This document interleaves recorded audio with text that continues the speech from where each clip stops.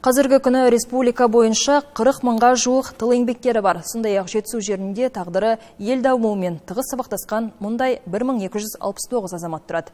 Аманат партиясы жыл сайын жеңіс күні қарсаңында қарияларды құттықтап, алғыс айтуды дәстүрге айналдырған. Игі бастама биыл да жалғасын тапты. Партияның Жетісу облыстық филиалының төрағасы Арыстанғали Арын мен Қазақстан Республикасы Мәжілісінің депутаты Болат Керімбек ардагерлерді ардақтайық жобасы аясында бірнеше тыл еңбеккерінің шаңырағына арнайы барып құттықтады.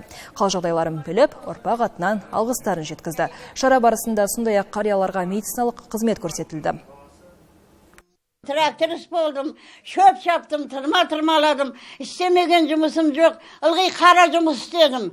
Оқу бітіріп, қызметкер болған жоқпын. Осындай балаларым келіп мені 9 майға қарсы құттықтап отыр. Жастарың ұзақ болсын, дендеріңіз сау болсын, бала шағаларының қызығын көріңдер.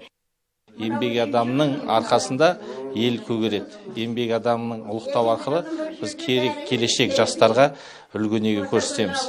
Сондықтан мен ойлаймын, бұл игіз тек қана партия тарапынан емес, кез келген қоғамдық ұйым болсын, мемлекеттік мекеме болсын, партия болсын, барлық тарапынан үлкендерді сыйлап, қадірлеп жүруіміз ол біздің азаматтық парызымыз.